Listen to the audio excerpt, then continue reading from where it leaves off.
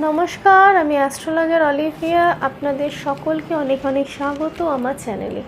আমি আজ আলোচনা করব বিবাহে বাধা নিয়ে।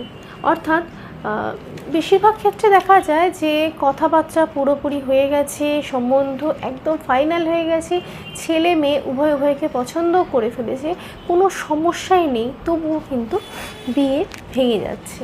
অর্থাৎ বারবার বিয়ে মুখে গিয়ে কিন্তু আটকে যাচ্ছে, ভেঙে যাচ্ছে, বারবার সম্বন্ধ দেখা হচ্ছে, তবুও কিন্তু বিয়ে কোনোভাবে ম্যাচিওর করছে না। অর্থাৎ বিবাহে কিছু না কিছু একটা বাধা সৃষ্টি হচ্ছে, বয়স বেড়ে যাচ্ছে, কিন্তু কোনোভাবেই বিয়েটা ম্যাচিওর করা যাচ্ছে না।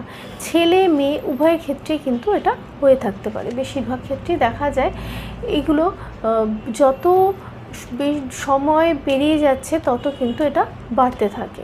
অর্থাৎ বয়সের সাথে সাথে এটা অনেকটা বেড়ে যায়। এই সমস্যাটা কেন হয়?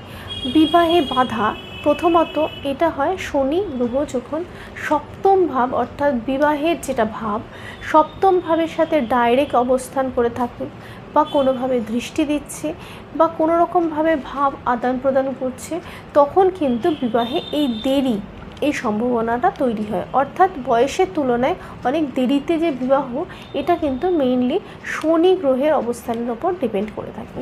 এবার আলোচনা করব যে বিয়ে হয়ে কী করে ভেঙে যাচ্ছে, কিংবা খুব অল্প সময়ের জন্য বিয়ে ভেঙে যাচ্ছে, ডিভোর্স হয়ে যাচ্ছে, বা স্বামী আর স্ত্রীর মধ্যে বিয়ের আগে যতটা ভালোবাসা ছিল, বিয়ের পর দেখা যাচ্ছে কিন্তু পুরোপুরিটা উল্টে গেছে।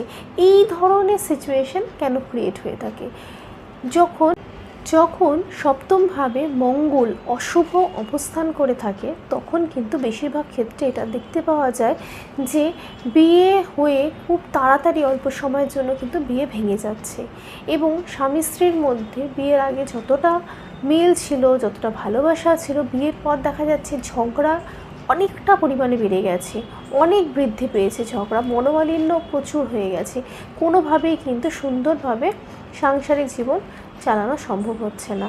এটা কিন্তু অশুভ মঙ্গলের জন্য হয়ে থাকে। অর্থাৎ যখন মঙ্গল নিচস্থ থাকে বা কোনো পাপ গ্রহের সাথে থাকে, মঙ্গল কোনো অশুভ নক্ষত্রের সাথে থাকে, মঙ্গলের অবস্থান একেবারে যখন খারাপ থাকে, তখনই কিন্তু এই এফেক্টগুলো দিয়ে থাকে।